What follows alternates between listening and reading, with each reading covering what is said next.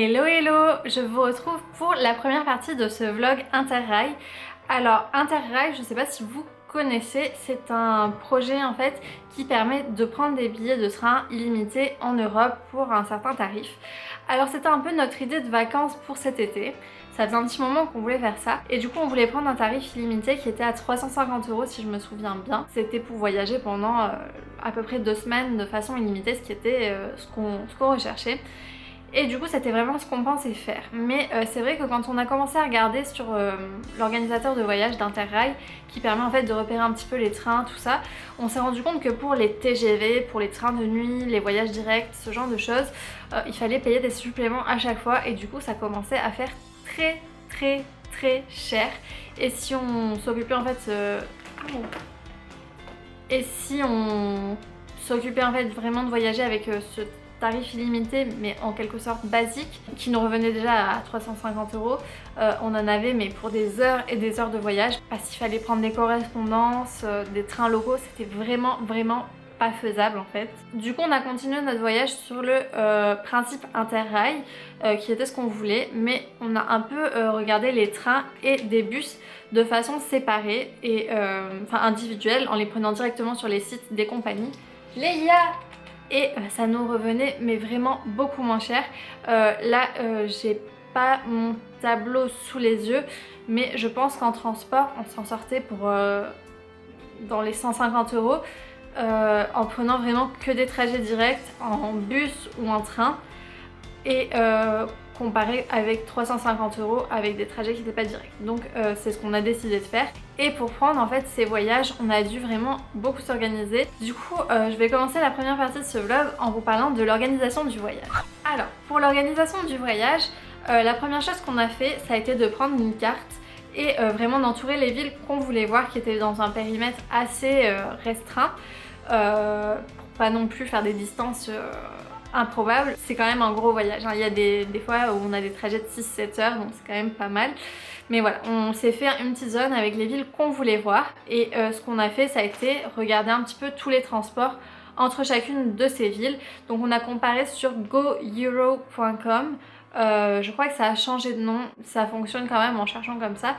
Et ça nous proposait un petit peu les différents trains, bus, qui passaient entre ces villes. Donc on a un petit peu fait un circuit. Une fois qu'on a vu un petit peu les villes qui étaient faciles à rejoindre entre une et une autre, on a comparé les vols. Les pays qu'on veut faire, c'est par exemple la Pologne, l'Allemagne, la Hongrie, ce genre de choses. Ça faisait un petit peu trop loin quand même pour y aller directement en bus ou en train. Donc on a d'abord pris des vols. Mais pour ça, c'est vrai qu'on a comparé d'abord si c'était mieux d'atterrir quelque part et de repartir d'une autre ville ou si c'était mieux de faire l'aller-retour de la même ville. On a un peu comparé des prix, sachant qu'il y aura du coup une valise à facturer, ce qui est un petit peu plus cher. Donc voilà, on a quand même fait attention au prix sur l'ensemble de notre voyage. Et ce qui nous est sorti le plus intéressant, c'est de faire l'aller-retour de Barcelone à Prague. Donc voilà, une fois qu'on avait Prague comme point de départ, on a passé 1 ou 2 semaines à faire vraiment un bon circuit en comparant tous les bus, les trains pour partir de Prague et y revenir. Donc on avait prévu un voyage de 2 semaines. Du coup à ce niveau-là, on s'y est pris vers janvier-février pour un départ en septembre. Ça peut paraître tôt, mais c'est vrai qu'il y avait beaucoup de choses à organiser et avec le travail, il fallait poser les congés. Donc voilà, c'est vrai qu'en début février, je pense qu'on a pris les vols et ça a été la première chose qu'on a fait. Ensuite, donc on avait plus ou moins notre feuille de route avec les horaires des bus, des trains, ce qu'on devait prendre. Et le problème avec les transports, c'est qu'on ne pouvait pas les prendre avant un mois et demi maximum avant. Donc on était très loin de ça, donc on a commencé par les hôtels.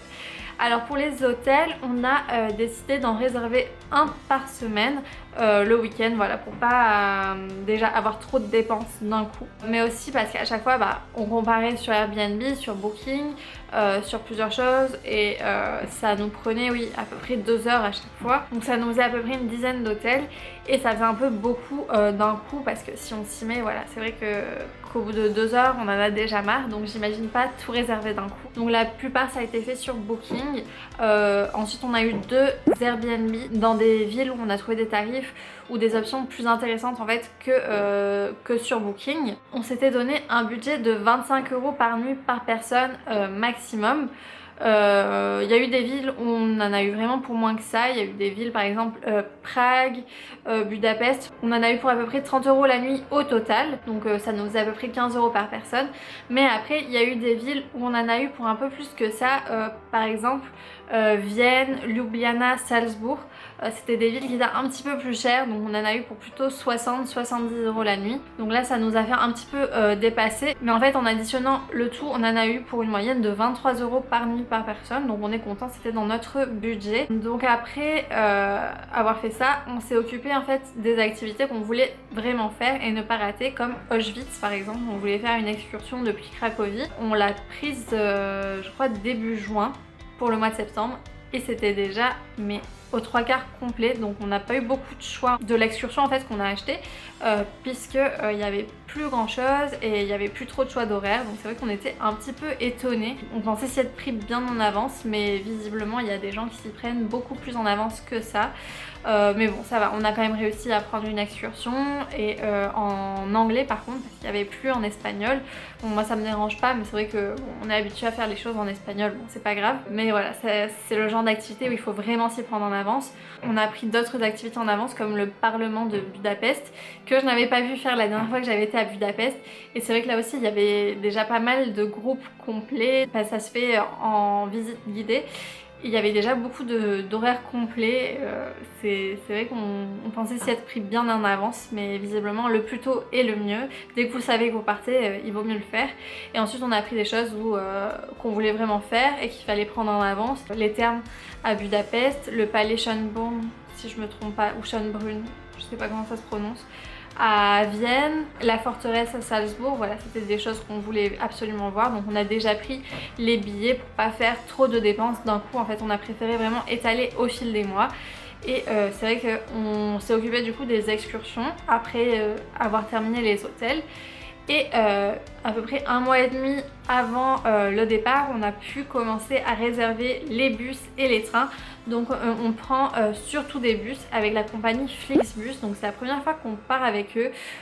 J'ai lu des avis un peu mitigés sur internet. Mais c'est vrai que c'était au niveau des horaires et du prix, c'était ce qui nous convenait le mieux. Donc on verra comment se passe le trajet. Après dans le pire des cas, on en a eu pour 150 € à peu près. Donc c'est vrai que c'est beaucoup moins que les 350 € qu'on avait prévu à la base pour Interrail. Donc dans le pire des cas, si on doit prendre un train ou un autre bus ou faire un blablacar ou voilà, trouver une autre solution à un moment ou à un autre du trajet, c'est pas très grave, on a vraiment de la marge par rapport au budget initial au niveau des transports. Ensuite, une fois que tout ça a été finalisé, ce dernier mois, depuis le mois d'août du coup, on s'est occupé vraiment de rechercher tout ce qu'il y avait à voir dans chaque ville. Donc on s'est divisé les villes en deux avec mon copain. Et on a noté un petit peu voilà, comment aller de là où on arrivait à l'hôtel, s'il fallait laisser nos sacs à dos dans un dépose-bagages à un moment ou à un autre, regarder un petit peu les prix, où le laisser, et voilà, tous les monuments à voir dans chaque ville, des restaurants recommandés, voilà. Les villes qu'on va faire, ça va être Prague, Breslavie, Cracovie, donc depuis Cracovie on va aller à Auschwitz. Ensuite Budapest, Bratislava, Vienne, Zagreb, Ljubljana, Bled, Salzbourg et on revient à Prague. Donc voilà, c'est quand même un assez gros trajet et je vais diviser tout ça en fait par petits vlogs un peu sur chaque ville je pense. Et maintenant voilà, je vais vous expliquer avec quoi on va partir et vous présenter un petit peu mon sac à dos. Donc c'est la toute première fois en fait que je fais un voyage de cette sorte et on n'avait pas de sac à dos de voyage, donc c'était la première chose qu'on a dû acheter un peu quand on a prévu ce voyage. Alors c'est vrai que il y a plusieurs gammes de prix, on a été chez Decathlon un peu comparé. Moi j'ai pris une gamme assez élevée, mon copain a pris une gamme un peu plus basique parce que ça dépend un petit peu de ce qu'on a besoin. J'ai vraiment voulu quelque chose avec une base solide et en plus voilà, j'emporte plus de choses que mon copain avec notamment les produits de toilette etc. Et il me fallait plus de compartiments pour organiser ça, donc ça c'est vrai que c'est un sac que j'ai trouvé assez bien parce qu'il a vraiment beaucoup de compartiments. Par exemple ici il y a une petite pochette qui vient sur le dessus, donc qui peut aussi se détacher et faire office de sac à dos ou de bandoulière, donc ça c'est assez pratique. Ensuite voilà, sur le sac à dos en lui-même on a ici un premier compartiment avant, une poche avant, une deuxième poche. Donc voilà, ça c'est le devant. Ensuite on a sur les côtés, donc voilà c'est la même chose des deux côtés. Ensuite on a donc des poches comme ça extérieures. Ensuite on a le compartiment central forcément avec voilà, plusieurs poches, des filets. C'est vrai que du coup je vais pouvoir bien séparer mes affaires. Et ça c'était vraiment quelque chose dont j'avais besoin. Je vais le commencer d'ailleurs dès aujourd'hui pour prendre un peu de l'avance sur des choses dont j'aurais pas besoin ces jours-ci. Et pour compléter ça, j'ai pris un plus petit sac. Donc qui est toujours un petit peu dans la même gamme, mais là c'est vraiment un petit sac que je pourrais utiliser ensuite sur les excursions, sur les choses comme ça. Même si j'ai le petit sac bandoulière qui me sera forcément très utile, mais c'était aussi pour pouvoir en fait transporter quelques affaires au cas où, parce que ça m'est déjà arrivé 3 fois en fait qu'on me perde ma valise en soute. Dans ce sac je prévois de mettre un pantalon, un peu quelques sous-vêtements, des affaires vraiment dont j'aurais besoin, par exemple ma veste. Voilà, histoire d'avoir au cas où quelques jours de survie on va dire, si ça m'arrive, parce que notamment c'est arrivé à ma mère quand on avait été en voyage en Russie et la valise en fait est arrivée en Russie après notre retour en France, donc elle a vraiment pas eu d'affaires ces jours là, donc c'était un petit peu la galère, on a dû tout acheter. Donc c'est vrai que je garde quelques affaires toujours au cas où dans un petit sac à part, et en plus voilà ça me permettra de ranger mes affaires, c'est là où je mettrai la feuille de route, etc. Ensuite on a aussi cherché des solutions pour prendre le moins de place possible, comme par exemple cette veste. C'est une veste un peu doudoune en fait, très légère, qui vient de Uniqlo et qui se rentre dans un sac, donc ça je vais toujours la garder sur moi et ça prend vraiment pas de place. Et on a cherché donc là il est emballé, c'est un coussin en fait pour le coup, parce que vu qu'on va faire beaucoup d'heures de bus, voilà, on s'est dit qu'il nous en fallait, et celui-là est assez pratique parce qu'il est à mémoire de forme et il a une petite housse voilà, pour être bien rangé, et ça aussi je vais toujours le garder avec moi. Donc voilà, on a cherché un petit peu des solutions comme ça. Et au niveau de mes affaires, je vais remplir en fait dans des tubes que j'ai achetés séparément un peu toutes les affaires de toilette dont j'aurai besoin. Je vais mettre des étiquettes pour être sûre de vraiment avoir le nécessaire et pas emporter des gros pots avec moi. Je vais prendre des affaires légères qui sèchent facilement si j'ai besoin de les laver. Voilà, on va faire au plus pratique, et voilà un petit peu comment je vais m'organiser pour partir. Donc voilà, il me reste à peu près 4 jours avant le grand départ. Donc c'est vraiment un voyage qu'on a préparé depuis longtemps parce qu'on voulait pas faire un circuit organisé, on voulait vraiment partir de notre côté et faire ce qui nous chantait un petit peu.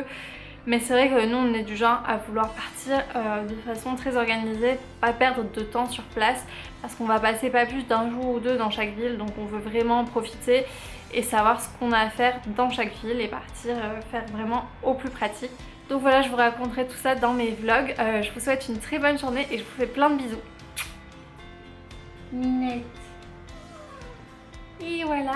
Aïe, aïe. Méchante. Je vous fais plein de bisous.